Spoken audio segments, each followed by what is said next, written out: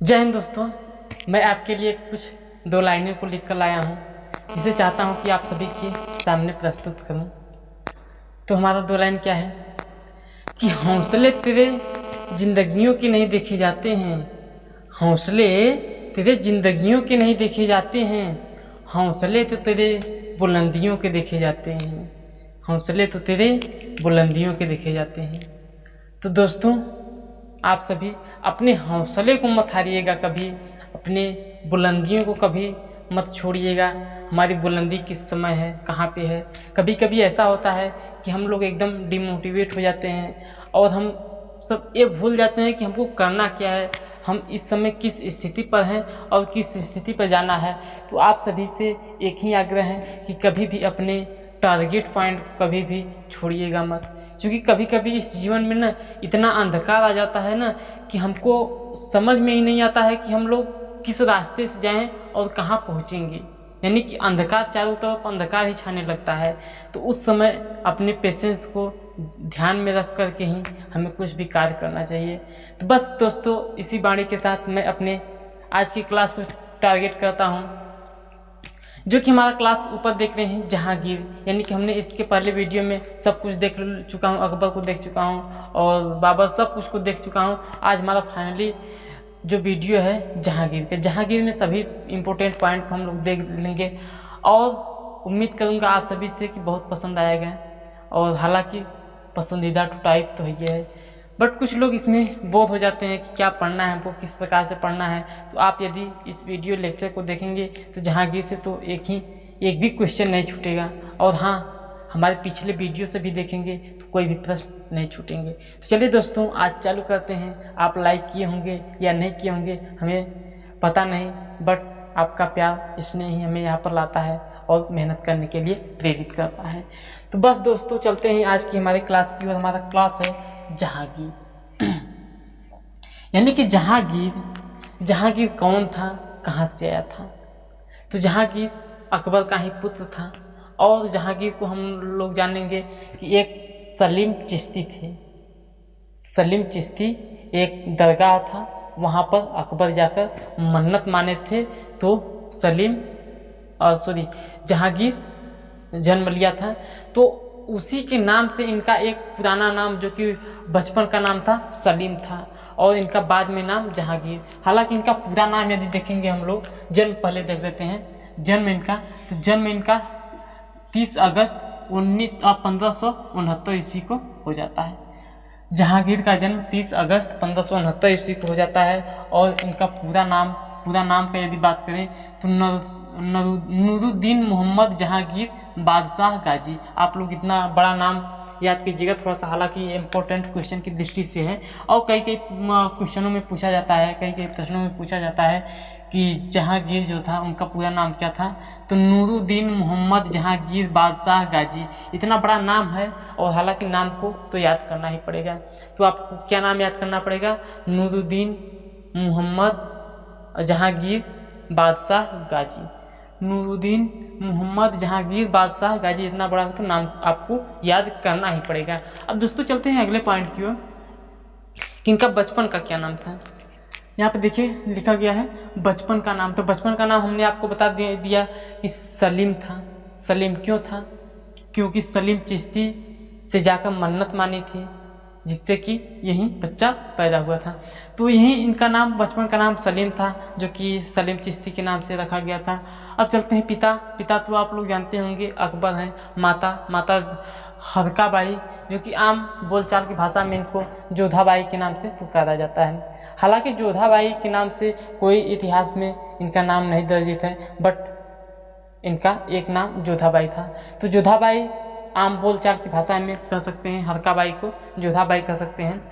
और देखिए इनका राज्याभिषेक कब होता है? तो राज्याभिषेक 1605 से 3 नवंबर तक होता है। देखिए बेसिकली होता क्या है कि जो अकबर था, अकबर का शासनकाल कब से कब था?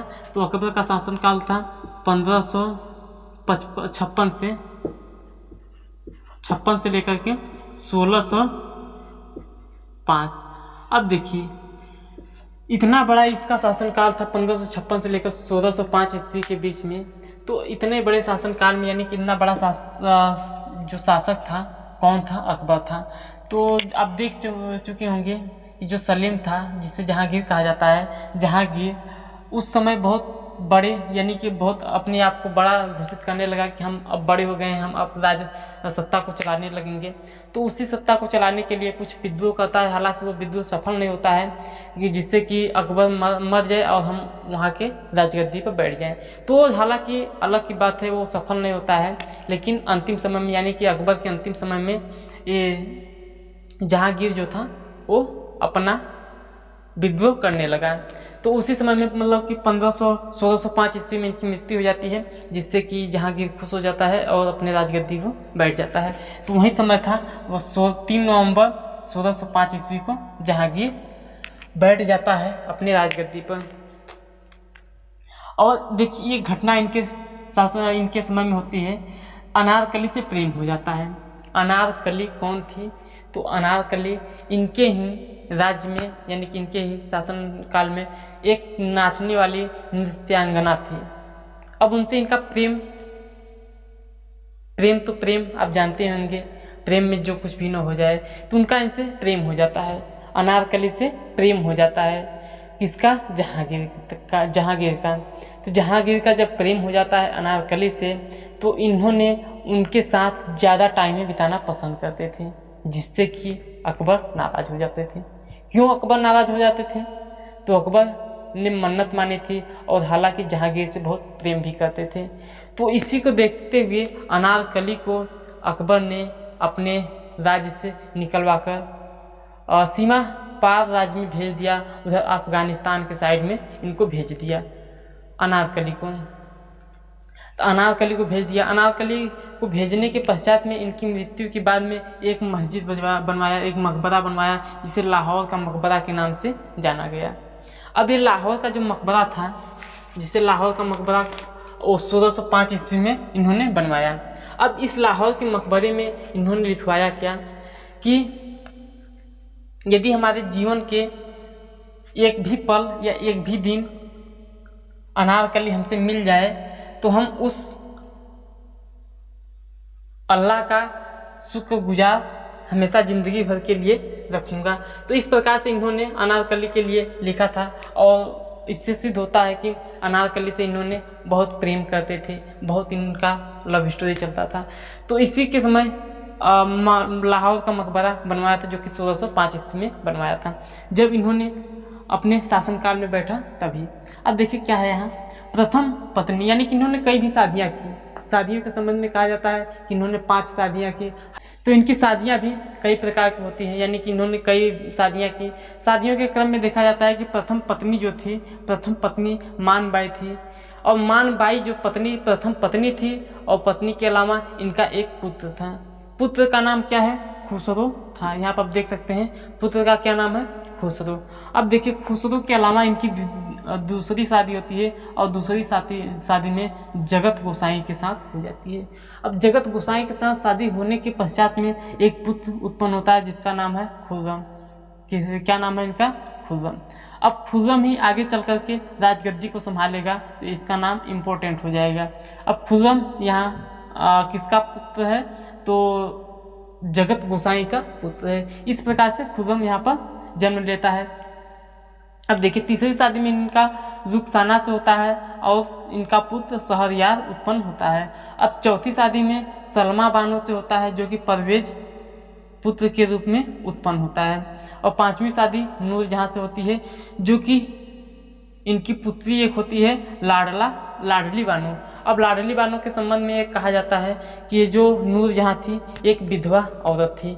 अब विधवा औरत होने के नाते ये जो लाडली बेगम है, ये लाडली बेगम इनके प्रथम पति का लड़की थी, यानी कि नूरजहां जब विधवा हुई तब ये इस लड़की का जन्म हो चुका था। तो इस प्रकार से इनका नाम क्या था? लाडली बेगम। यहाँ पर आप देख सकते हैं लाडली बेगम किसका नाम है? तो लाडली बेगम नूरजहां के पुत्री का नाम है, जो कि लाडली बेगम इसका नाम है। अब चलते हैं प्रारंभिक शासन की ओर से। प्रारंभिक शासन इनका क्या था? 1606 ईस्वी में इनकी प्रारंभिक शासन, यानी कि इन्होंने 1605 ईस्वी में राजगद्दी पर बैठा और 1606 ईस्वी में सॉरी 1606 ईस्वी में, ये यहाँ से नहीं है, खुसरो का विद्रोह, यानी कि प्रारंभिक शासन में खुसरो का विद्रोह होता है। और खुसरो का विद्रोह कब होता है? तो 1605 ईस्वी में। देखिए 1605 ईस्वी में खुसरो ने अपना विद्रोह कर दिया। क्यों विद्रोह किया, इसके लिए थोड़ा सा चर्चा करेंगे। खुसरो किसका पुत्र है? तो मानबाई का पुत्र है। अब देखिए अकबर जो था, अकबर बहुत ही, सॉरी अकबर नहीं, जहांगीर है ना, तो जहांगीर जो था, जहांगीर बहुत नशीले था, बहुत शराब पीता था, इस प्रकार से हमेशा नशे में ही रहता था। तो उसी को देख करके मानबाई आत्महत्या कर लेती हैं। जब मानबाई आत्महत्या कर लेती हैं तो ये जो खुसरो है, खुसरो सोचने लगता है कि मेरी माता का मृत्यु अपने पिता की ही वजह से होता है। तो इसी प्रकार से या फिर और कुछ कारणों की वजह से खुसरो ने विद्रोह करना प्रारंभ कर दिए। अब जब खुसरो ने विद्रोह करना प्रारंभ कर दिए तो एक बार 1606 ईस्वी से ही इन्होंने विद्रोह करना प्रारंभ कर दिए। विद्रोह में हालांकि सफल नहीं होते हैं, और सफल न होने के कारण से कुछ कहा जाता है कि सफल न हुए और इनको कैदी बना लिया गया, और कैदी बनाने के पश्चात में इन्होंने किसी प्रकार से छूटकर वहाँ से भागे। अब छूटकर भागने के पश्चात में कहा जाता है कि इन्होंने अपने सिख धर्म के 5वें गुरु अर्जुन देव के पास जाते हैं और वहाँ से आशीर्वाद लेकर के चल पड़ते हैं जहांगीर की विद्रोह करने के लिए, जहांगीर को हराने के लिए। तो होता क्या है, कुछ समय यानी कि कुछ दिनों बाद यहाँ पर आप देख सकते हैं भेरावल के मैदान में जहांगीर और खुसरो भिड़ जाते हैं। भिड़ने के पश्चात में होता क्या है कि जो जहांगीर है, जहांगीर जीत जाता है और खुसरो को हार का सामना करना पड़ता है। और हार के सामना करने के पश्चात में खुसरो का दोनों आंख निकालकर जेल में कैद कर लिया जाता है। अब जेल में कैद हो जाता है और यहाँ खुर्रम जो था, खुर्रम को टेंशन होने लगती है कि आखिर वह मेरा बड़ा भाई ही है, ऐसा न हो कि आगे चल करके यह राजगद्दी को प्राप्त कर ले। इसी के संदर्भ में कुछ कैदियों की सहायता से खुर्रम इसके गला को दबा देता है और वहीं पर मृत्यु की सजा दे देती। तो इस प्रकार से यहाँ पर हम लोग देख चुके हैं 1621 ईस्वी में खुर्रम ने इनकी हत्या करवा दी। यहाँ से हम लोग कवर कर चुके हैं। अब देखिए कुछ प्रारंभिक शासन में कुछ दक्षिण विजय यानी कि दक्षिण भारत विजय पर इन्होंने कार्य किए थे। तो दक्षिण भारत के विजय पर इन्होंने क्या किया था, तो यहाँ पर आप देखिए अहमदनगर का वजीर मलिक अम्बुर था। हालांकि मलिक अम्बुर के संबंध में कहा जाता है कि मलिक अम्बुर जो था वह अकबर यानी कि अकबर से भी युद्ध लिया था, लेकिन अकबर को हार का सामना करना पड़ा। हालांकि जीत भी हुई तो कुछ हाथ नहीं लगा। तो उसी के संबंध में अहमदनगर का वजीर मलिक अम्बुर था और खुर्रम द्वारा मलिक अम्बुर को पराजित कर दिया, यानी खुर्रम ने मलिक अम्बुर को पराजित कर दिया। पराजित करने के पश्चात में जहांगीर बहुत प्रसन्न होता है और प्रसन्न होने के कारण से खुर्रम को शाहजहां की उपाधि दे दी और वहीं शाहजहां के नाम से प्रसिद्ध हो गया, यानी कि खुर्रम का एक नाम शाहजहां के नाम से प्रसिद्ध हो गया। अब देखिए क्या होता है कि दक्षिण विजय की वो हमने कवर कर चुके हैं। अब चलते हैं मेवाड़ विजय की ओर। मेवाड़ जो विजय था, महाराणा के बाद उनका पुत्र अमर सिंह शासक बनता है। मेवाड़ विजय यानी कि मेवाड़ पहले महाराणा प्रताप जी थे, लेकिन उनका पुत्र जो था अमर सिंह वहाँ का शासक बनता है। अब शासक बनते ही जहांगीर ने क्या आंदोलन करना प्रारंभ कर दिया, यानी कि लड़ाइयाँ लेनी प्रारंभ कर दी। तो उसी लड़ाइयाँ के संबंध में कहा जाता है कि महाराणा के पुत्र अमर सिंह ने शासक बनते ही अभियान चलाना, जिससे कि अमर सिंह संधि नहीं ली। यानी कि उस समय राजपूतों के लिए क्या दो ऑप्शन थे, या तो वह स्वाधीनता से स्वीकार कर लो, संधियाँ ले लो, बट अमर सिंह ने ऐसा करने से मना कर दिया। उन्होंने कहा हम लड़ाइयाँ लेंगे।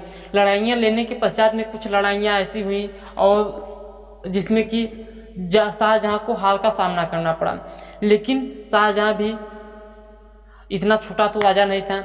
वह अपने पुत्र खुर्रम को भेज देता है और खुर्रम आता है यहाँ पर, बहुत से किसानों को मारता है, बहुत से किसानों को फसल को तोड़ फोड़ कर देता है, कबरवा देता है। इस प्रकार से बहुत अनेक प्रकार की कुरीतियों का पालन करता है, जिससे कि अमर सिंह को संधि करने का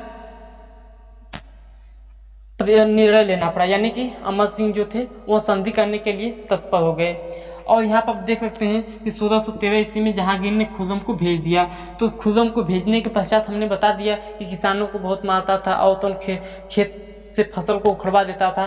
तो इस प्रकार से जब इन्होंने अत्याचार देखा तो फाइनली डिसीजन लिया कि हमें अब संधि ले लेनी चाहिए। तो यहीं पर आप क्या है, मेवाड़ और मुगल की संधि प्रारंभ हो जाती है। और मेवाड़ और मुगल की संधि प्रारंभ होने के पश्चात में 4 बातें को ध्यान में रखा गया। वो 4 बात कौन कौन से है यहाँ पर देख लीजिएगा। क्या है, अमर सिंह ने मुगलों की अधीनता नहीं मानी,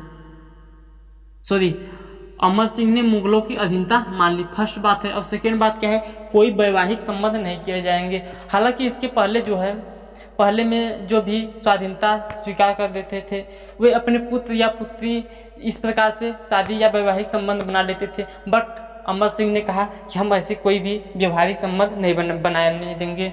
और फिर तीसरा क्या है, पुत्र, यानी कि अमर सिंह जो था, अमर सिंह खुद ही जहांगीर के दरबार में नहीं जाता है बल्कि अपने पुत्र करण सिंह को दरबार में भेज देता है।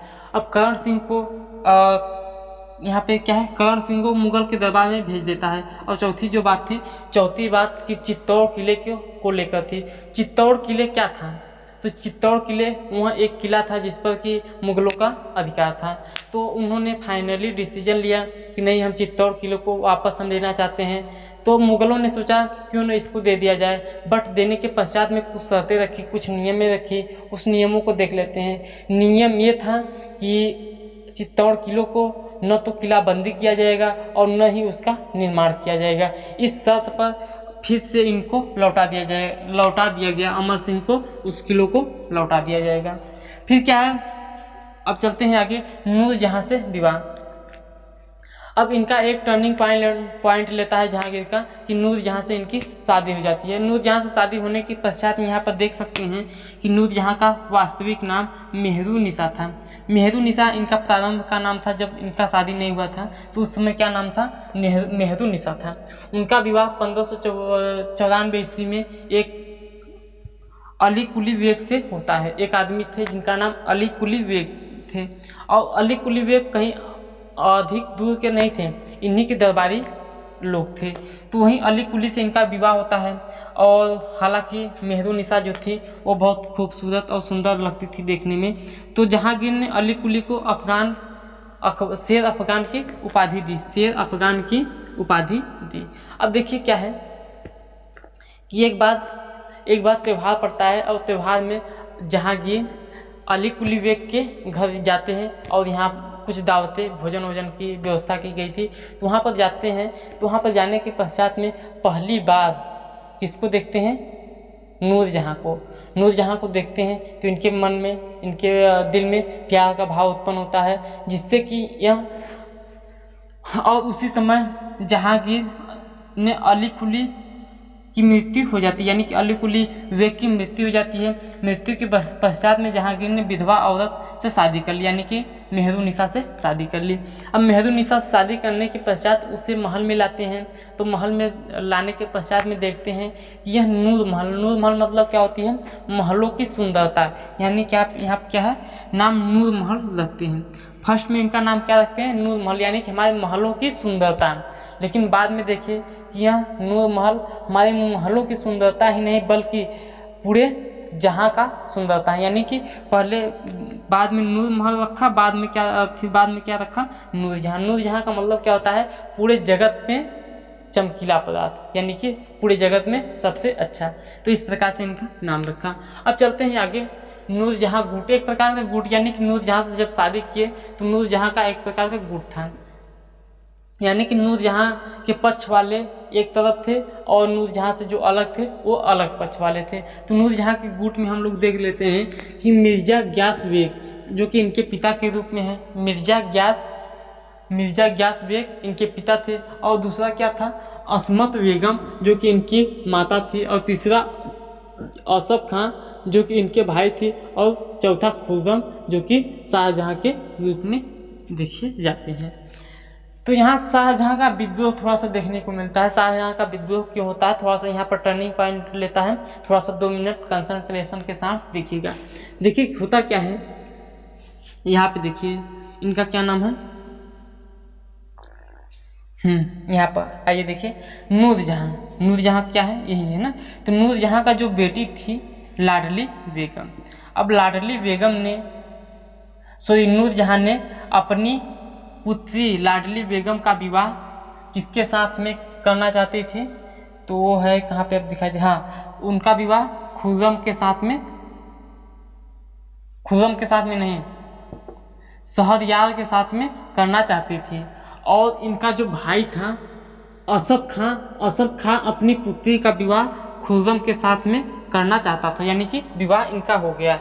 लाडली बेगम का विवाह शहरयार के साथ, और तो असफ खां अपनी पुत्री का विवाह खुर्रम के साथ कर दिया। अब करने के पश्चात होता क्या है कि नूरजहाँ सोचती है कि शहरयार राजगद्दी पर बैठे और उधर असफ खां बैठा, कहता है कि नहीं, खुर्रम राजगद्दी पर बैठे। तो हालांकि खुर्रम ही बड़ा था, खुर्रम को ही बैठना चाहिए था, और खुर्रम अंत में बैठा भी। तो लाडली बेगम यानी कि नूरजहाँ और उधर असफ खां के बीच में अब दूरियां बढ़ती जाएंगी, यानी कि इसका जो एक गुट था, नूरजहाँ गुट था, तो नूरजहाँ गुट से अब हट जाएंगे। तो जो शाहजहाँ है, शाहजहाँ यानी कि खुर्रम ने भी सोचा कि यदि हम राजगद्दी पर बैठेंगे, नहीं, यदि हम राजगद्दी पर बैठने के लिए तत्पर नहीं होते हैं तो शहरयार बैठ जाएगा राजगद्दी पर। तो इसीलिए खुर्रम राजगद्दी पर बैठने के लिए विद्रोह करता है, जो कि 1623 ईस्वी में विद्रोह करना प्रारंभ कर देता है। और अगला पूछा जाता है कि महाबत खां जो कि सेनापति के रूप में था, वह कब विद्रोह करता है, तो वह 1626 ईस्वी में विद्रोह करता है। तो इस प्रकार से यहाँ पर कहानियाँ थी। अब चलते हैं आगे पॉइंट की ओर, अन्य बिंदु की तरफ। अन्य महत्वपूर्ण बिंदु क्या क्या थे, तो उन्होंने पहला फर्स्ट जो बिंदु था, वह जनता को न्याय देता था, यानी कि वह अपने आप को बहुत न्यायप्रिय राजा समझता था। तो इसी न्यायप्रिय राजा के समझने की वजह से उन्होंने जनता को न्याय दिलाने के लिए एक बड़े सोने की सिक्कड़ बनाया गया, सोने का जंजीर बनाया गया और आगरे के किले के सामने लटकवा दिया गया, यानी कि किले के गेट के सामने लटकवा दिया गया। उससे होता क्या था, यदि कोई भी गांव में या फिर कोई हमारे शासन में कोई दिक्कत होती है तो उसी घंटे को पकड़ करके बजाया जाता था, जिससे कि जहांगीर खुद वहां पर आकर के उसका निर्णय लेता था। तो वह बहुत न्यायप्रिय राजा समझने की वजह से सोने की जंजीरें को लगवाया था। अब चलते हैं आगे पॉइंट की ओर। अब 1608 का समय चला, यानी 1608 के सन का करीब समय चल रहा था, और उसी समय हाकिंस इनके दरबार में आता है। तो यहाँ पर हम लोग देखेंगे हाकिंस 1608 से लेकर 1611 ईस्वी के बीच में जेम्स प्रथम का दूत हाकिंस भारत आता है, और जो कि जहांगीर के काल में आता है, यानी कि जहांगीर के शासन में आता है। तो जहांगीर के शासन में आता है और जहांगीर बहुत उससे प्रफुल्लित होता है। प्रफुल्लित होने की वजह से 400 मानसब का दान दिया, और इसका नाम यानी कि इसके उपाधि एक दिया गया, जिससे कहा जाता है इंग्लिश खान की उपाधि दी गई। तो इस प्रकार से हाकिंस का समय था। अब चलते हैं सर टॉमस लो। तो सर टॉमस लो एक ऐसा व्यक्ति था जो कि 1615 से लेकर 1619 ईस्वी के बीच में जहांगीर के शासनकाल में ही रहता है।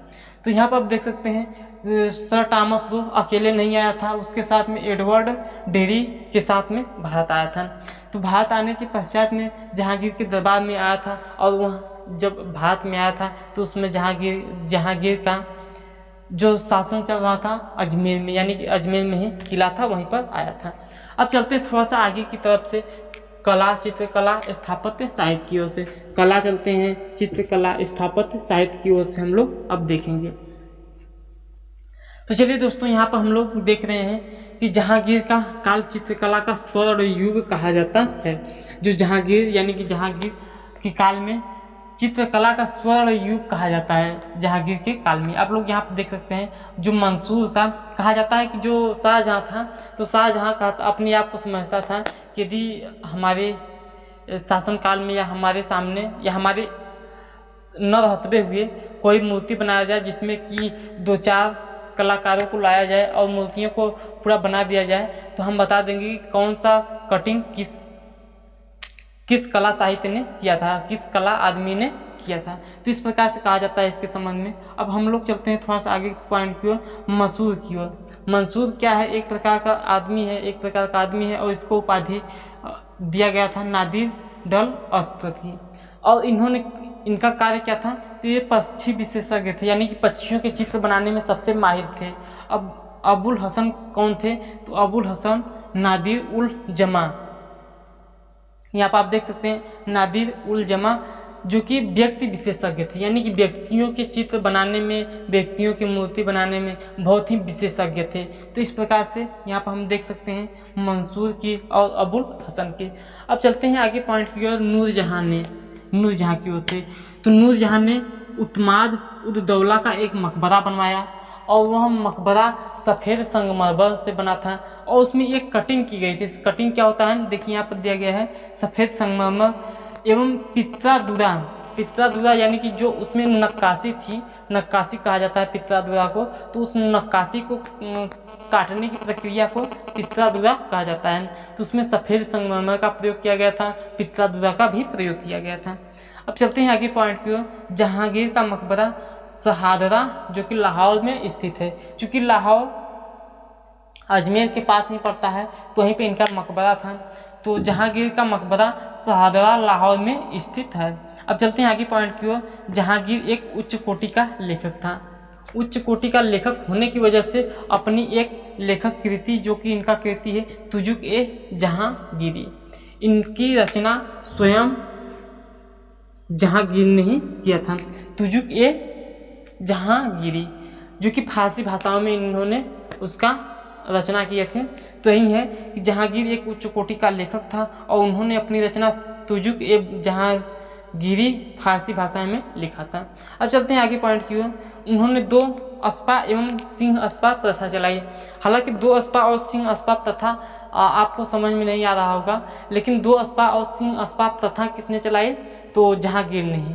अब कहोगे कि 2 अस्पा और 3 सिंह अस्पा क्या होता है, तो हमने इसके पहले एक पढ़ा था जिसमें कि हमने बताया था कि जो घोड़े का सैनिक होता था, वही घोड़े का सैनिक यहाँ भी है, घोड़े का सैनिक यहाँ भी है। लेकिन एक घोड़े का सैनिक ऐसा है कि जैसे कि हम 50 सैनिकों का मालिक हूँ, तो हमारी संख्या यानी 50 घोड़ों का मालिक हूँ और हम 50 घोड़ों से हम यदि 100 घोड़े ले लेंगे तो हमको क्या कहा जाएगा, 2 अस्पा कहा जाएगा। और यही हम 300 घोड़े का मालिक हो जाए तो हमें सिंह अस्पा कहा जाएगा।